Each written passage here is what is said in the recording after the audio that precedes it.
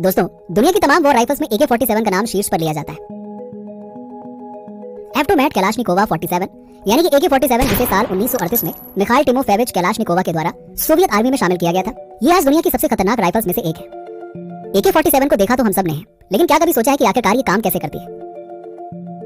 आज इस वीडियो में हम आपको बहुत ही सिंपल 3D एनिमेशन के जरिए AK-47 के मैकेनिज्म को समझाने वाले हैं। तो आइए बिना देरी के चलिए वीडियो को शुरू करते हैं।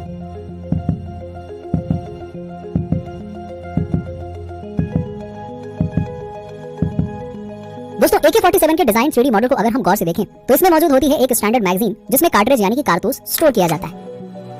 इस मैगजीन की स्टोरेज कैपेसिटी 30 की होती है। कॉर्नर में लगी स्प्रिंग की मदद से कारतूस बैरल में लोड होते हैं। इसके लोडिंग मैकेनिज्म को अभी हम आगे और भी डिटेल में समझेंगे। फिलहाल ओवरव्यू की बात करें तो रिलीफ के टॉप पर मौजूद होती है फ्रंट और रियर साइड, जो टारगेट पर निशाना साधने में मदद करती है।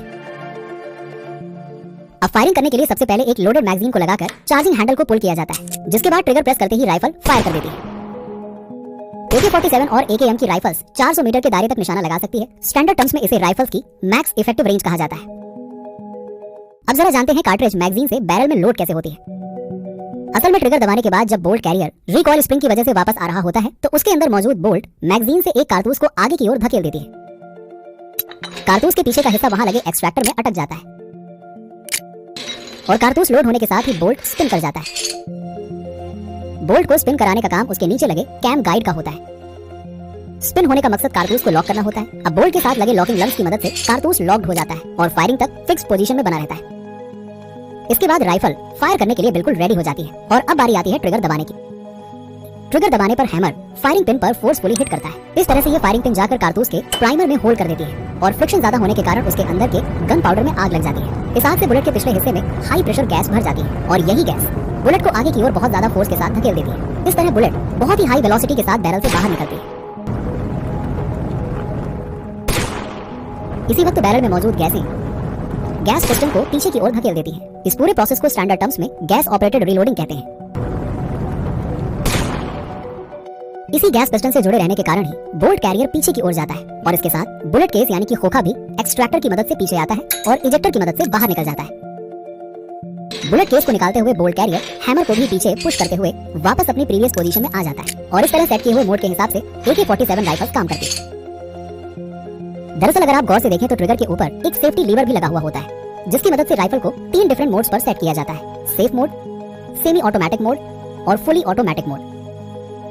जब लीवर सबसे टॉप वाली पोजीशन पर रहता है तो राइफल सेफ मोड पर होती है और फायर नहीं कर सकती, यानी कि इस मोड पर कारतूस बैरल में लोड ही नहीं हो सकता है, जिससे कि एक्सीडेंटल फायर जैसे खतरे से राइफल सेफ रहती है। लीवर जब सबसे निचली पोजीशन में सेट किया जाता है तब राइफल सेमी ऑटोमेटिक मोड पर आ जाती है।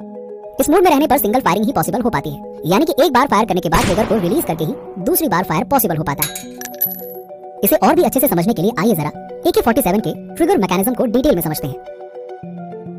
जैसे कि मैंने बताया कि सेफ मोड में ट्रिगर दबाने पर फायरिंग नहीं हो पाती है, क्योंकि उस कंडीशन में ट्रिगर कुछ इस तरह से ब्लॉक हो जाता है, जिसकी वजह से फायर करना पॉसिबल नहीं हो पाता है। जब लीवर को सेमी ऑटोमेटिक मोड पर यानी कि सबसे नीचे सेट किया जाता है तब ट्रिगर अनब्लॉक हो जाता है। अब ट्रिगर दबाने पर हैमर मेन स्प्रिंग की वजह से फायरिंग पिन पर फोर्सफुली हिट करता है। इसके बाद बोल्ट कैरियर हैमर को धक्का देते हुए पीछे की ओर आ जाता है और डिस्कनेक्टर हैमर को होल्ड कर लेता है। रिकॉइल स्प्रिंग की वजह से बोल्ट कैरियर वापस अपनी पोजीशन में चला जाता है। अब ट्रिगर को रिलीज करने पर डिस्कनेक्टर हैमर को छोड़ देता है और हैमर वापस अपनी पोजीशन में लौट जाता है और राइफल फिर से एक फायर करने के लिए रेडी हो जाती है। अब फिर से ट्रिगर दबाने पर हैमर फायरिंग पिन पर हिट करता है और इस तरह सेमी ऑटोमेटिक मोड में राइफल एक बार में एक ही राउंड फायर करती है और अगले फायर के लिए ट्रिगर को रिलीज करना जरूरी होता है। अब जरा बात करते हैं फुली ऑटोमेटिक मोड की। इस मोड पर लीवर मिडिल पोजीशन में रहता है, जिसकी वजह से डिस्कनेक्टर ब्लॉक हो जाता है, यानी कि अब हैमर के मूवमेंट में कोई रुकावट नहीं होती है। लेकिन अगर हैमर को रोका नहीं गया तो वो बोल्ट कैरियर के मूवमेंट के साथ ही वापस चला जाएगा। इसी वजह से राइफल में ऑटो सीयर फिट किया जाता है, जो हैमर को तब तक होल्ड करके रखता है जब तक बोल्ट कैरियर अपनी पोजीशन में वापस न चला जाए। बोल्ट कैरियर के वापस आते समय ऑटो सीयर हैमर को रिलीज कर देता है। इस तरह फुली ऑटोमेटिक मोड पर राइफल तब तक फायर करती रहती है जब तक ट्रिगर को रिलीज नहीं कर दिया जाता या मैगजीन में कार्ट्रिजेस खत्म न हो जाए।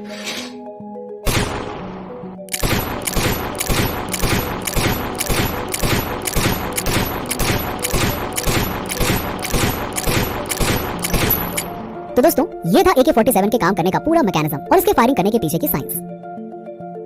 उम्मीद है कि आपको वीडियो इन्फॉर्मेटिव लगी होगी। बाकी आज की इस वीडियो में इतना ही। अगर आपको हमारी ये वीडियो पसंद आई हो तो इसे ज्यादा से ज्यादा शेयर करें